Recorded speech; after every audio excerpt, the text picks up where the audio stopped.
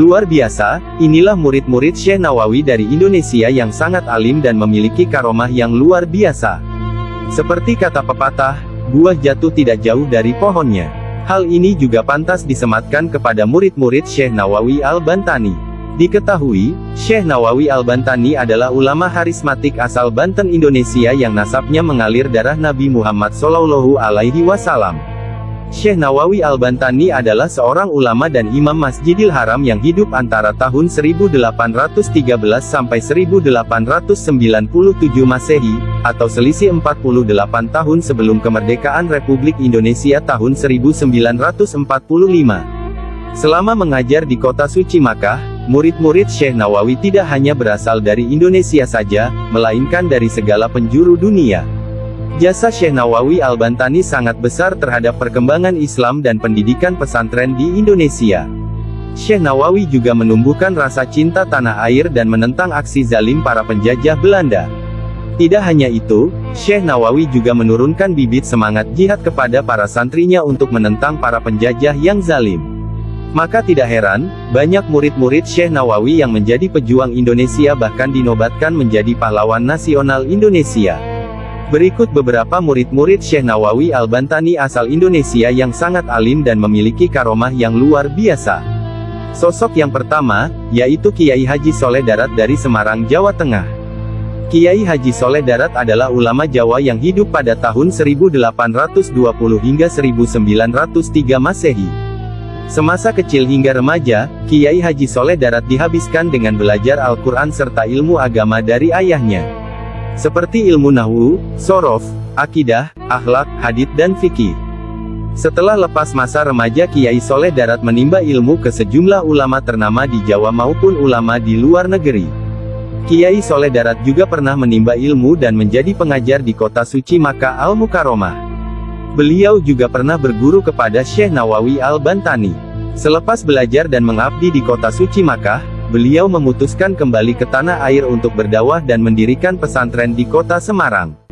Beberapa murid beliau yang menjadi ulama besar dan pejuang adalah Kiai Hashim Asy'ari pendiri Nahdlatul Ulama serta Kiai Haji Ahmad Dahlan pendiri Muhammadiyah.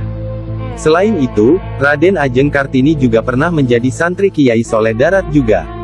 Kiai Haji Soleh Darat dikenal sebagai seorang yang alim, maha guru, dan memiliki akhlak yang luar biasa. Salah satu kitab karya Kiai Soleh Darat adalah kitab Tafsir Faidur Rahman. Kiai Haji Soleh Darat juga memiliki karomah yang luar biasa. Dikisahkan, bahwa suatu ketika Mbah Soleh Darat sedang berjalan kaki menuju Semarang. Kemudian lewatlah tentara Belanda berkendara mobil. Begitu mobil mereka menyalip Mbah Soleh, tiba-tiba mobil itu mogok. Mobil itu baru bisa berjalan lagi setelah tentara Belanda memberi tumpangan kepada Mbah Soleh Darat. Di lain waktu, karena mengetahui pengaruh Mbah Soleh Darat yang besar, pemerintah Belanda mencoba menyogok Mbah Soleh Darat. Maka diutuslah seseorang untuk menghadiahkan banyak uang kepada Mbah Soleh, dengan harapan Mbah Soleh Darat mau berkompromi dengan penjajah Belanda. Mengetahui hal ini, Mbah Soleh Darat marah dan tiba-tiba dia mengubah bongkahan batu menjadi emas di hadapan utusan Belanda itu. Namun kemudian Mbah Soleh Darat menyesal telah memperlihatkan karomahnya di depan orang. Beliau dikabarkan banyak menangis jika mengingat kejadian ini hingga akhir hayatnya. Murid Syekh Nawawi selanjutnya, adalah Syekhona Kholil Bangkalan Madura. Syekhona Kholil Bangkalan, adalah ulama Nusantara asal Madura, Jawa Timur. Beliau adalah ulama harismatik yang hidup antara tahun 1835 hingga 1925 Masehi. Dahulu, Syekh Kholil dididik dengan sangat ketat oleh ayahnya. Mbah Kholil sewaktu kecil memiliki keistimewaan yang haus akan ilmu, terutama pada ilmu fikih dan nahwu. Bahkan ia sudah hafal dengan baik 1002 bait Nadom Alfiyah Ibnu Malik sejak usia muda. Setelah dididik, orang tua Mbah Kholil kecil kemudian mengirimnya ke berbagai pesantren untuk menimba ilmu. Mengawali pengembaraannya, Mbah Kholil muda belajar kepada Kiai Muhammad Nur di Pondok Pesantren Langitan, Tuban, Jawa Timur. Dari Langitan ia pindah ke Pondok Pesantren Cangaan, Bangil, Pasuruan. Kemudian ke Pondok Pesantren Kebon Candi. Selama belajar di pondok pesantren ini beliau belajar pula kepada Kiai Nur Hasan yang menetap di Pondok Pesantren Sidogiri, 7 km dari Kebon Candi. Di setiap perjalanannya dari Kebon Candi ke Sidogiri, ia tak pernah lupa membaca surat Yasin. Sewaktu menjadi santri, Mbah Kholil telah menghafal beberapa matan, seperti matan Alfiyah Ibnu Malik. Di samping itu, ia juga merupakan seorang hafiz Al-Quran dan mampu membaca Al-Quran dalam qiraat sab'ah.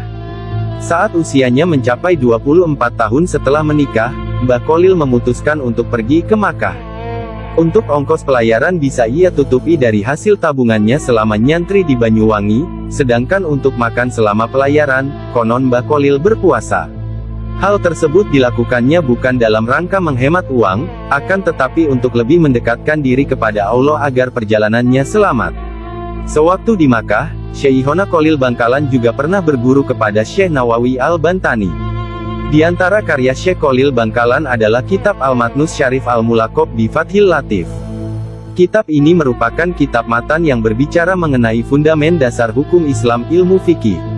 Yang menarik dari kitab setebal 52 halaman ini, adalah bukan hanya karena kemasyhuran penulisnya, melainkan kitab ini telah menampilkan landscape keilmuan yang selama ini terkesan rumit, menjadi demikian lugas dan mudah difahami. Di antara karomah luar biasa Syekh Kholil Bangkalan adalah bisa terbang ke kota suci Makkah naik kerocok. Beliau juga bisa membelah diri atau berada di banyak tempat dalam satu waktu bersamaan.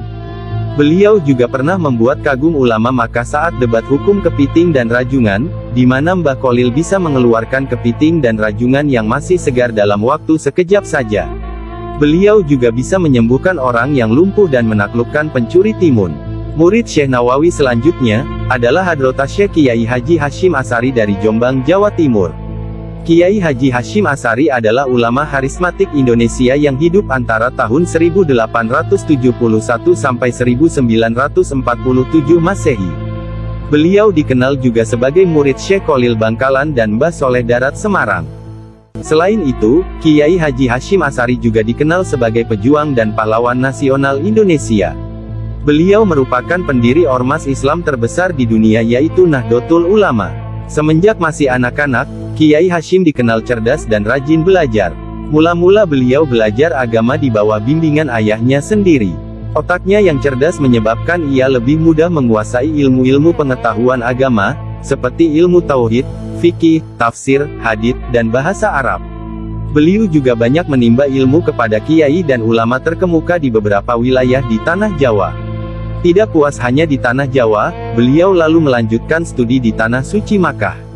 Pada tahun 1892, Kiai Hasyim Asy'ari pergi menimba ilmu ke Mekah, bahkan beliau bermukim di Makkah selama bertahun-tahun dan berguru kepada ulama-ulama Makkah yang termasyhur pada saat itu, seperti Syekh Muhammad Khatib Minangkabau, Syekh Nawawi Banten, Syekh Mahfuz At-Tarmisi, Syekh Ahmad Amin Al-Attar, dan masih banyak lainnya.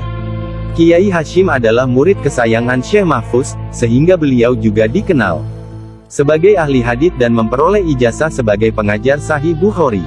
Kiai Hasyim juga banyak menguasai berbagai disiplin keilmuan Islam dan hafal kitab-kitab babon hadits dari Kutubus Sittah yang meliputi Sahih Bukhari, Sahih Muslim, Sunan Abu Dawud, Turmuzi, An-Nasai, dan Ibnu Majah. Beberapa kitab karya beliau diantaranya adalah kitab Risalah Ahlus Sunnah wal Jamaah, kitab An-Nurul Mubin fi Mahabbati Sayyidil Mursaliin, kitab Adab Al-Alim wal Muta'alim fi ma yahtaju ilai al-Muta'alim fi ahwali ta'alumihi wa matalimihi, kitab At-Tibyan, dan lain sebagainya. Di antara beberapa karomah Kiai Haji Hasyim Asy'ari adalah bisa mengetahui isi hati orang. Beliau juga bisa mengetahui mana orang yang berbohong dan yang jujur. Beliau juga pernah bertemu dan menggendong Nabi Khidir alaihi salam. Dan masih banyak karomah lainnya. Selain data di atas, masih ada banyak murid-murid Syekh Nawawi Al-Bantani lainnya yang berasal dari Indonesia dan luar negeri. Di antaranya adalah Syekh Arsyad Tawil Sulawesi Utara, Syekh Muhammad Zainuddin Nusa Tenggara Barat, Syekh Abdul Qadir bin Mustafa Patani Thailand, Syekh Abu Faid Abdus Sattar Delhi India, Kiai Haji Raden Asnawi Kudus, Kiai Haji Abdul Karim Amrullah Sumatera Barat, Kiai Haji Tahir Jamaluddin Singapura, Kiai Haji Dawud Perak Malaysia, dan masih banyak lagi murid-murid terkemuka lainnya.